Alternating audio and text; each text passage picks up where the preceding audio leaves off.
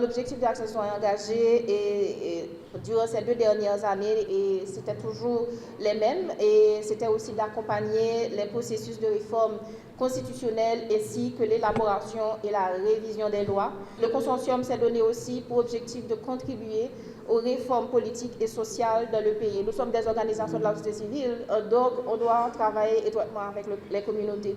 Le consortium Action Citoyen Engagé est né des énergies des citoyens, de leurs voix et de leurs rêves. Nous avons parcouru les 10 départements, écouté leurs préoccupations et porté leur inspiration.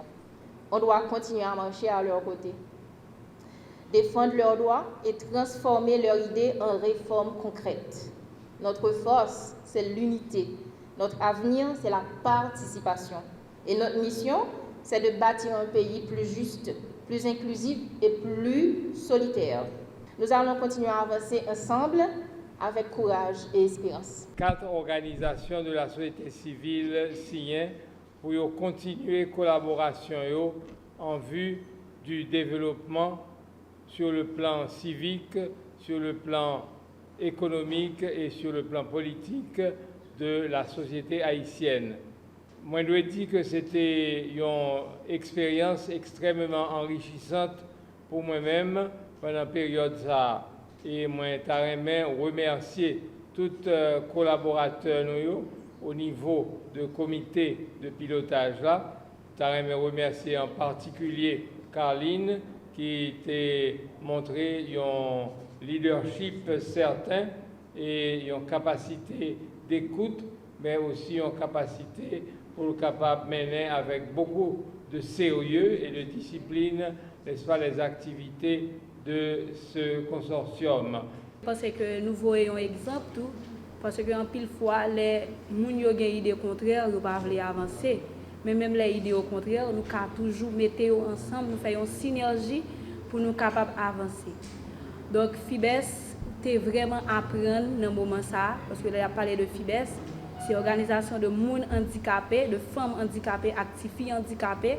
Nous ne sommes pas habitués à travailler ensemble déjà, on a toujours des quelques bagages, mais les réunir ensemble, il y a des moments, il y a des gens qui sont handicapés pour nous déplacer ensemble avec eux, pour participer.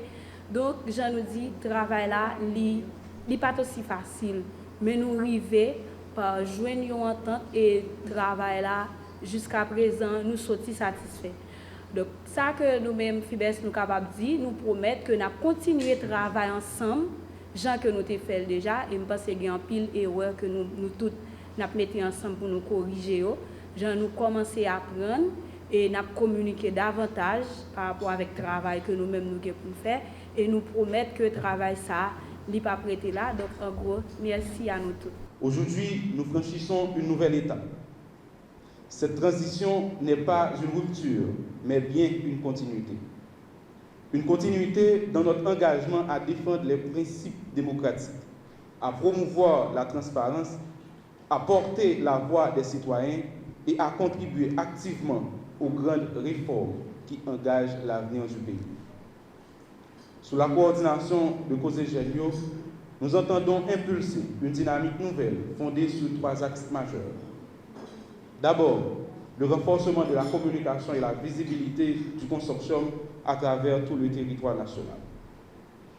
Nous voulons que la voix de Action Citoyenne Engagée résonne dans chaque département.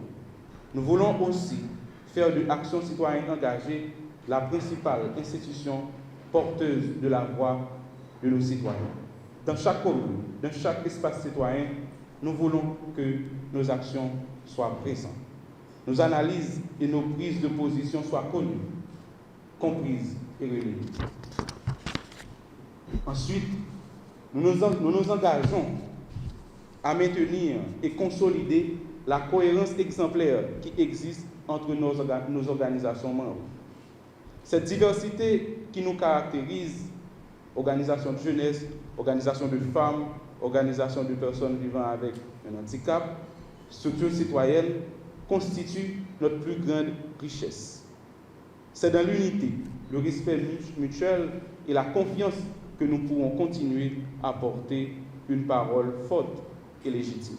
Par ailleurs, nous accordons une importance stratégique au renforcement des liens entre les institutions locales, nationales et internationales.